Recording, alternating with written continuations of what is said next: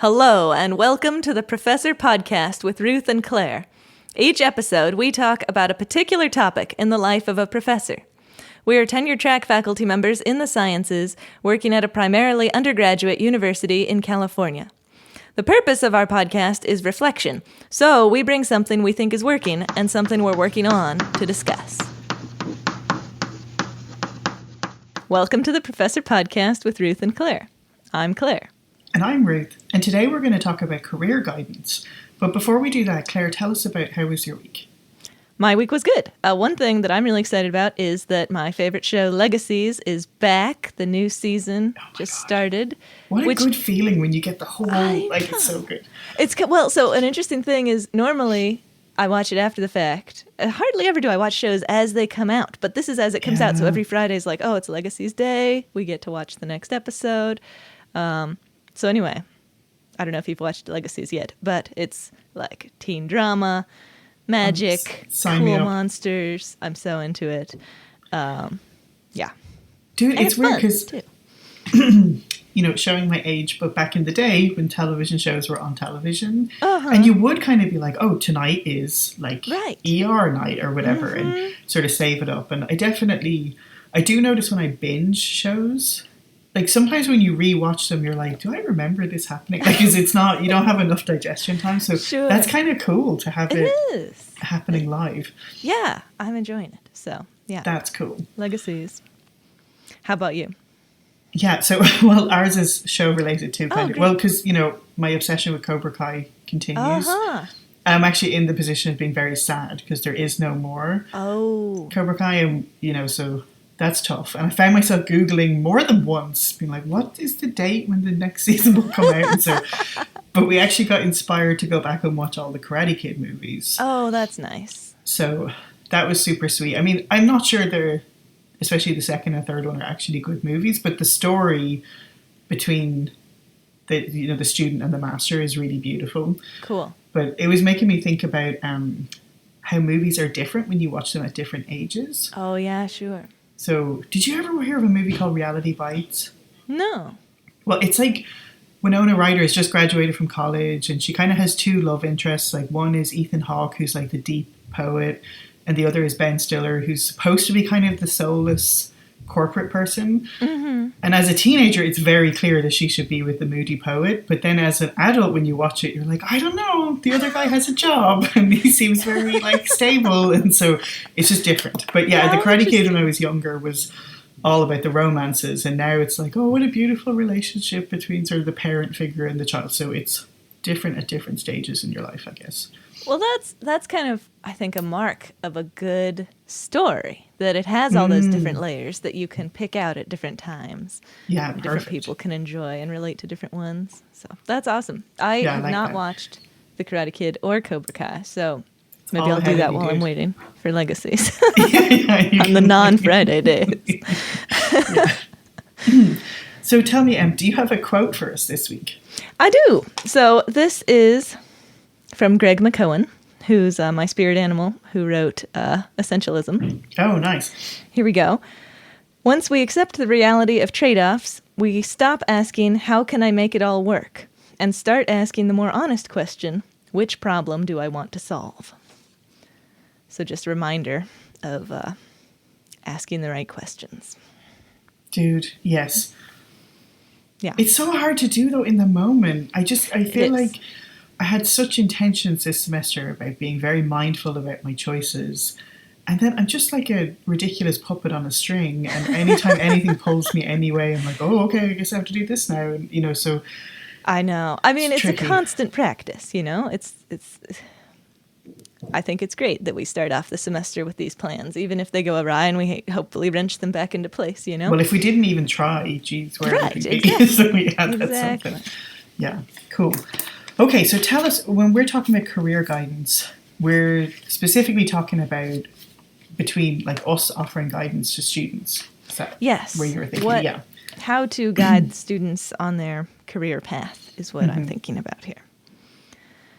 So do you want to start off? What's working for you with career guidance? Well, I think the thing that works for me is my chatting affliction, where I chat a lot with students. Nice.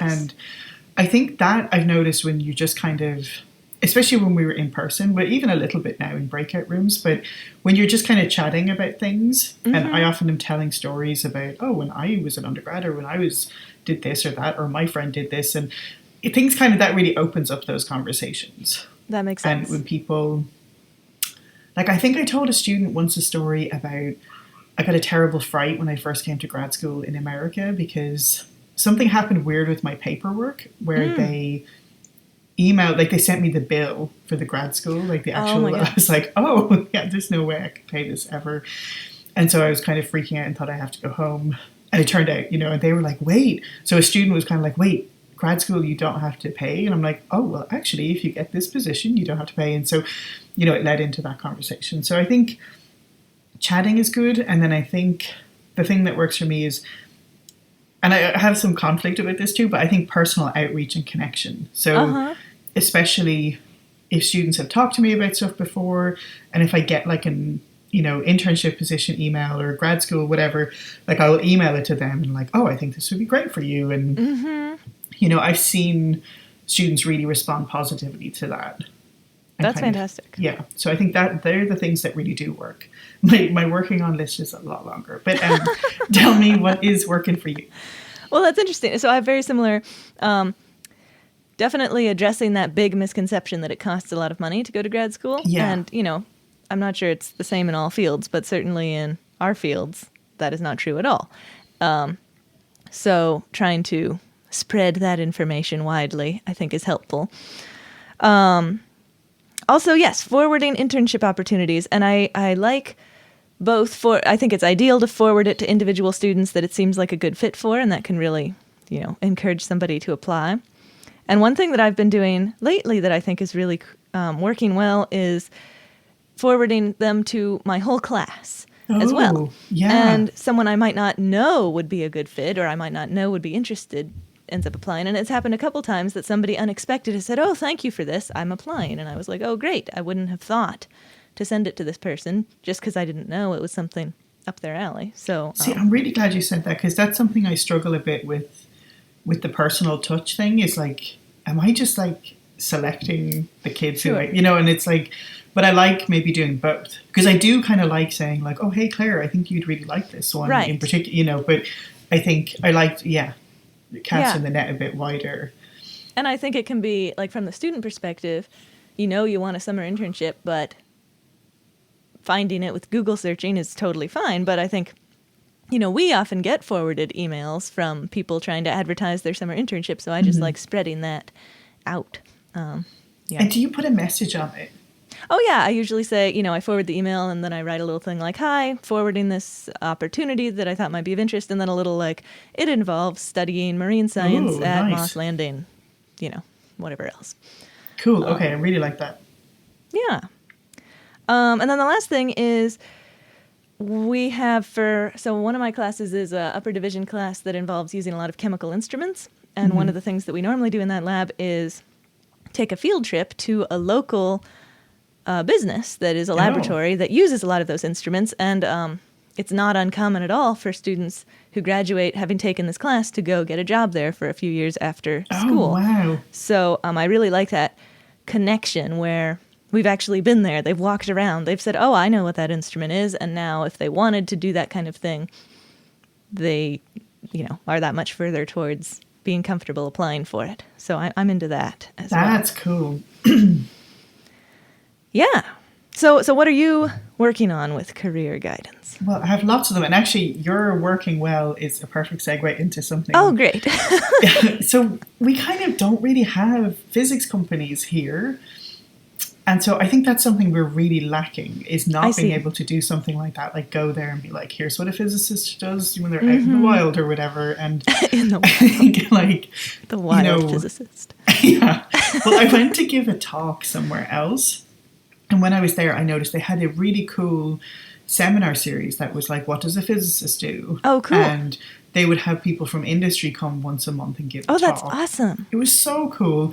But it was also where they were. Like, they were really near this huge technology hub. Sure. And so it was like pretty straightforward to get people to come up and do that. So I think that's something, because my whole thing I think that I'm working on is like one problem is that like I feel like I'm looking at everything through my lens of what I did. Totally. And everyone I know kind of did the same stuff. And so it feels like really the work I need to do is really pushing to remember like academia is not the only path. And I think it's a real struggle for physics, I think, when they're trying to get people to sign up. Like some parents would think of physics as being a really impractical option. Like it's almost, I am not saying philosophy is not a useful degree, but they would see it as like, oh, it's, you know, this kind of like musing on these sort of esoteric things, but not a very practical skill set. And so I think in general, we need to do more to kind of counter that narrative and sort of like, Sure. Here are the jobs you get with physics. So I think there's that. And I think one thing that I do struggle with also is not crushing people's dreams. And also not, so it's like finding the balance between, oh, what do you want to do? And like honoring that. But then also, you know, because you know, like there's so many people who start and they're like, oh, I'm going to be a physics professor and like work in NASA. And you're like, great, okay, wonderful. But secretly I'm like, are you though, really? Like, is that what's going to happen? And Sure. I don't certainly think I should interrupt that process. But when do you, I don't know, like when kind of morally do you need to say, hey, maybe here's how we could look into some other things, or maybe we should also apply for these things. You know what I mean? Because it's, Yeah. I think historically part of the problem with physics and the demographics we have has been professors intervening way too early and saying, oh, you Sure. don't have what it takes to become blah, blah, blah. So I definitely, you know, but where is the line? Like if someone is in their last year and they're still really failing classes all the time and they're still like, no, I'm going to grad school. Like when do you kind of say, hey, let's look at this other options, or you know what I mean? Yeah. Well, So wow, I have so many thoughts about all those Okay, things. good, So good. first of all, I'm thinking like, yeah, I know what you mean. And we have that, you know, of course, I'm sure every major has similar things where you wonder whether you should tell a student that this isn't a good match or whatever. I think maybe what I feel more comfortable with is saying something like, you're currently not on the path towards NASA or whatever it might be. And kind of saying, if you want to go on that path, these are the things that you're going to need to change. I don't know if it's getting A's or, you know, you're going to have to start doing some summer stuff so that you can get into an internship so that you would be a viable candidate. But somehow letting them know, like, if that's your goal, you need to add some other things to this strategy because this is not that you're not on that trajectory right now. We could try to adjust. And if you want to be on that trajectory, we can look at what you could do. And then you can decide if that's what you want to do. But just so you know. I love that. And Yeah. I feel like in the past, I've even done that and then forgotten. Like I've even sort of really talked to students about like GPA is one way you can get into grad school. And then if that's not a strong point, here's other ways you can kind of, Oh, I love you know, that. and I That's used to great. do that and I kind of have forgotten that. So yes, thank you. That's perfect. Yeah, I mean, that's a great example because, of course, you can get into grad school with tons of research experience and Right. not as good a GPA or a stellar. Yeah, you're so right. And I bet that's true, too, with, again, I don't know about NASA in particular, but what are they looking for? There's probably, Right. you know, and if GPA is the thing, well, then let's start addressing that directly right now, knowing that that's very important on this path. Yeah. Another thought I have, yeah, philosophy always gets such a bad rap. I know. Sorry, I feel like it's so bad. But like, oh, it's like, you know, we're not like, but yes, sorry. Because I feel like whatever your major, it's going to apply to whatever you do. And so, well, you know, whatever you learn in philosophy or any other major is going to end up being really useful to you in whatever you do. Totally. Absolutely. So I wonder, but of course, there is a distinction whether you're trying to see your college experience as job training to get somewhere with particular skills, or if you're trying to be, you know, have a bunch of skills that you can apply to a bunch of places. I can see that, you know, different people see the purpose in different ways. So I guess maybe, yeah, talking about that in physics is an interesting question. Is it, this is helping you be a well-rounded person and think about lots of things that you can apply in many ways, or is it job training, or is it some combination of both and maybe being somehow explicit about that. I don't know. That's interesting. It's super interesting because my undergraduate degree was actually applied physics, and Okay. it was like part of the degree was doing an internship somewhere, and it was very much kind of like much more in the lens of that job training. Like it was much more that. And so, yeah, my experience here is different. I think, so something that's come up for us as a department, sorry, this is very specific, so I don't know how helpful this is, but we have two different degree tracks. And yes. one is the BS and one is the BA. And kind of the BA is sort of thought of as being a little bit more like if you wanted to go to more practical route. Okay. But whatever way we have conveyed that information to the students, it's very much seen as one is the good one and one is the bad one. You know what I mean? Can't And cut the Bachelors of Science, you do the Bachelors of Arts one. That's absolutely right. And so like even yeah. somehow, which is 9,000% not true, but somehow there's just a vibe that like the best go to grad school, which is so not the case, right? Because there's plenty of people who are like the top students who are like, this isn't what I want to do. And they shouldn't, right? But it's just somehow it's just gotten really messed up that there's this weird thing that academia is winning, which as we know may not be like the case for sure. So, but so I think we need to work on conveying that information. But as we're all of the faculty we have, I don't think anyone has ever gone and worked in industry, so we just haven't got that experience. Totally.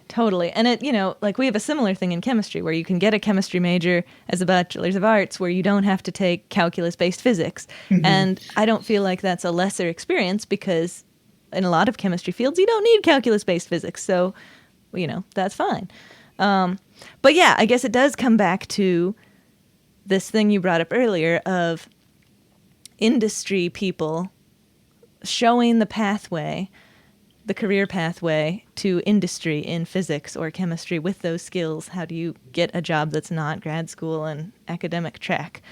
And I wonder whether we could bring in people from that industry virtually to give seminars. Well, that's totally true, right? Because there is this sort of flip side to all of the misery of being online is that we can...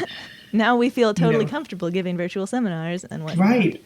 And we did have a student come who was an alumni, and she had done this excellent sort of industrial master's program. And after she came and gave the talk, a number of students went and applied because they just couldn't visualize what that would look like. Sure. And then she was very clearly like, I did this and I did this internship, and then here's my, giant paycheck I have now, and suddenly that, changes Here the are perspective. all the zeros. Yeah. Yeah, and then all the faculty are like weeping because, But yeah, so I think just trying to, but I don't know, it's tricky because a lot of students come in with like, hooray, I'm definitely going to do this and become a professor and get a Nobel Prize. And both working against my own narrow perspective of what I did, and then also not kind of squashing dreams as, you know what I mean? So, yeah. Yeah. So I think I completely agree. And of course it's broader than academia and industry. You can go on and do anything with your physics degree, even if it has nothing to do with physics. Maybe you know more about data because you've worked in a physics major, or maybe you just take your overall understanding of the world and apply that to something totally different. So I wonder, maybe another thing we could do, like you brought in this former graduate who went off and did this awesome master's thing. Maybe we could bring in virtually, if need be, former students who've gone off in totally different directions and try to show the network and possibilities. Right, like I always, like I had a person who was in my grad school who went on to set up like a consulting firm, and then another one went to work in Wall Street and stuff. And so I think what I always think or try to say to students is like having a physics degree will probably not hurt whatever it is you're going to end up doing. Of course not. Like you can always bring those, skill sets with you. Okay, good. So what about you? What are you working on? Wow, very similar thing. Supporting students on the non-academic route when I don't know the non-academic route myself. And one thought, if you're going the academic route, you're going to get a PhD, you're going to be a professor. It kind of makes the master's step seem unnecessary. And so I always think of it as like, when I'm thinking with my academic lens, I think of it as like, well, you do a master's if you're not quite sure what direction you want to go, and then you can like adjust trajectory and do your PhD. But if you're going to get a PhD eventually and you know what you want to do, just go straight to that. That's my normal advice for students going to grad school. But one other aspect of a master's is getting in the job pursuing group. Like a lot of people doing masters are probably, like it's a higher percentage of those who are going to go off and do some other non-academic job. And so I think that can be a perk of doing a master's, is getting more into that field while doing a step. So anyway, that's just something I wanted to keep in my mind. And and now that we've talked all about these aspects, I do want to get more graduates and people in fields that would take physics majors to come somehow and promote that they're interested. Totally. Yeah, I think it's super. And like you said, because that is a huge thing now, is this data science. Like that's a really big sort of source. Or just having, like, we kind of have developed in our department, and I'm sure this is true everywhere, little pipelines into, like if a school has taken a couple of people and they've worked out, they're like, oh, okay. So maybe just trying to get some more of these pipelines going. Get some more pipelines. Totally. Yeah. Yeah, I completely agree. And just reminding everybody that just because you have a chemistry degree doesn't mean you have to be, measuring out things in test tubes in a lab. There's plenty of options of what you could do using those skills, and even more options of things you could do just with all that knowledge in your head that doesn't directly relate to chemistry. So it's really infinite in each one of those pools of all the things you could do. So just reminding people that it doesn't have to be grad school. Well, I was looking at somebody's resume recently, and they had written like research that they did, but it was for a non-academic job. And we were talking about like how much there's involved in research that are actually like really desirable skills in like good point. An office space, like communication and organization and, that sort of stuff. And trying to kind of like tease out those things instead of just, I remember even running into that in grad school. Like you're graduating with your PhD, and if you're not going the academic route, what do you say? And you know tons of things from having done research. You just need to reframe them to apply to whatever you're applying to. Yeah. So one thing I've, struggled a little bit with the master's thing is money. And like, I don't know if this is true all around, but generally my experience has been that like if you apply to a PhD program and you get like a teaching fellowship, you'll have it all sort of paid for. And that seems less common for the master's. Interesting. And so I feel like that's some advice I've given students which may not have been the best advice, which was kind of to go in as if you're in the PhD program and you can kind of leave with the master's. But yeah, maybe that is not the best. I'm sure that varies by all kinds of things. Because at my grad school, the master's students, were paid to do the research just like the PhD students. So I'm sure it widely varies. So maybe just something to look into as you're advising the student. Yeah. Cool. Okay, good. This is definitely good food for thought. Yeah, totally. Oh, and one other thing to add on to our usual outgoing message is that we have started to put the podcast on YouTube. Yes. And so if people want to listen to it there is no accompanying videos of us making weird faces on Zoom. It's just it's just the logo for the podcast. But if anybody, if that's where you get your podcasts, that will be available there. So we're kind of slowly adding to the back catalogue, but the current episodes are up there if that's something you're interested in. All right. Cool. Thanks very much, Ruth. And thanks, Ralph, as always. Thanks so much for joining us on the Professor Podcast with Ruth and Claire. We're delighted to have you as a listener, and we would love to hear from you. And if you want to email us, our address is contactprofessorpodcast@gmail.com. We'd love to hear any of your suggestions for future shows or professor quotes that you might want to share with us, or even just things that have come up for you when you were listening to previous episodes. And if you've been enjoying the podcast, we would love if you would spread the word. So the best way to spread word is by telling people if you think they should listen to it, or you can leave us a review wherever you listen to your podcasts. Thanks so much for joining us, and we'll see you next time.